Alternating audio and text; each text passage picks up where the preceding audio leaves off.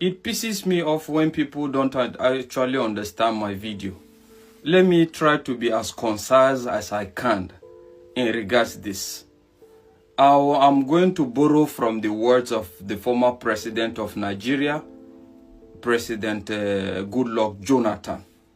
He said that it's easy to wake a man that is sleeping, but it's very hard or almost impossible for you to wake a man that is pretending to sleep.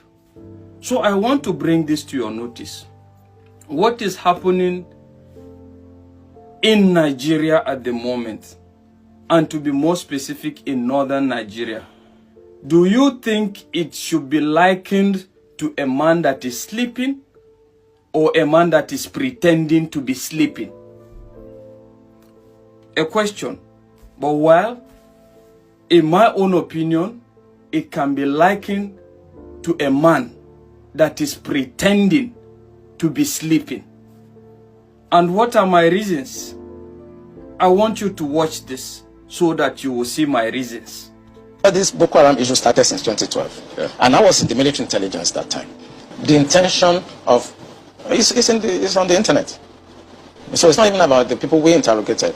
The intention is to Islamize Nigeria and practice Sharia, and it doesn't matter if some people die, it doesn't matter if you're embarrassed, it doesn't matter if our economy has degenerated. Look at the interest rate, look at the inflation rate, look at the debt profile of Nigeria. They don't care. So I'm not coming to the air to whip up sentiments, no. I have been in the system. I work with Abacha government, I work with Babangida government, I work with Abdul Salam, I work with Yar'Adua Obasanjo as a core insider of operations. And there are some hardliners in this government that are sponsoring this kind of narratives. They just want to show that they can Islamize this country. They think about Taliban, they think about the Mujahideens, and they want to replicate it in this country. And they don't care what happened. They simply don't care. As long as at the end of the day, there's Sharia, and there is whatever thing they have in their head, and they want to achieve. You remember?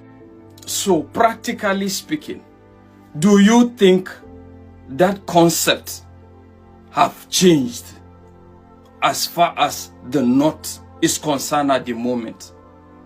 What the media have succeeded in doing is giving them a different name, a redefined name.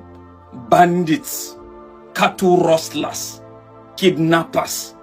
That is what the media have succeeded in doing. And what do you need to ensure this? You must make sure they are uneducated, and even if they are educated, they must be fanatically inclined. When they are fanatically educated, it doesn't matter what you have read. Fanatism will override that. And that is the reality. That is just the fact. And if you think that the government is not aware, the government is fully aware. But the fact is, you can't rule out some elements of selfishness in the midst of all this and a lot of it. But the fact is, the government is aware, but to some certain extent, they will not come out and tell you things the way it is. But the fact is, they are expecting you to use your tongue to count your teeth. And that is why the DSS boss told you this. I'll share experience with you when I was state director in Bauchi. Most of you will remember an incident in Azari. A group of terrorists, the Boko Haram then, had invaded Azari. They were shooting in an attempt to kidnap, and the community chased them. They killed some members of the community, but the community members killed all of them. The last guy, Khalid, climbed onto a tree and was fired. The community stood.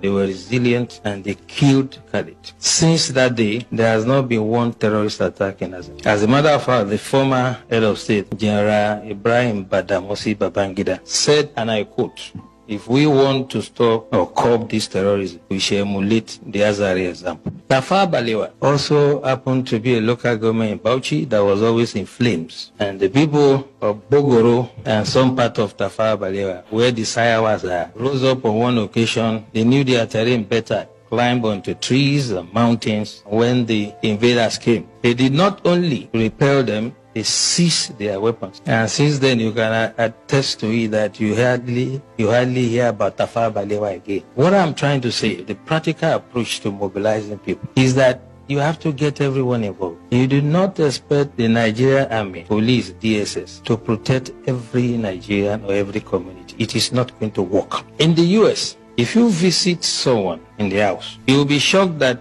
when the guy hears a police siren, he will just pull his drawer, bring out his gun and keep it. So one of my hosts did that, and I asked him, why are you putting gun here? He said, well, if they are chasing someone and he enters my house, I'll shoot him first. And that is the layer we have to start thinking about. How? So what am I trying to say? In regards security, it's up to you, it's up to a community to actually phantom a way of dealing with that while you wait for the federal government. But what do you have in Nigeria? I've seen communities where even to contribute 500 naira levy for security, to pay their own local security, it's a problem. You are still waiting on the government. You are still waiting on the government to solve all your problems. You have a lot of jobless youths that are in that community that are looking for a job. But the fact is, when it comes to protecting your community, you prefer them to do a free job. And that is why you have a lot of millionaires, a lot of billionaires in a community. But you get to see that they are being ravaged by this insecurity, and all they do is come to newspaper and push the blame game. So it's up to anybody that is listening to this. The problem of the North is like the fight of Armageddon.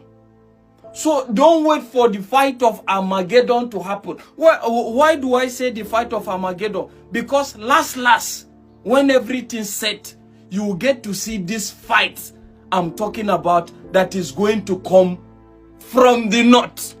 Because it's going to be a fight between the minority tribes that see things differently and objective people, and a fight against people that still conceive this same ideology of domination in the name of fanatical beliefs. That is what I'm saying. Do you get my message? My message is not just to the North, but to empower who needs to be empowered to protect his terrain without waiting on the government, just like the DSS boss have told you as well. If I must tell you the fact, the ones I pity most in the midst of all this are the Easterners. Though despite the fact that I pity you, I don't pity you entirely. Because I believe the power lies within you. The power lies within you.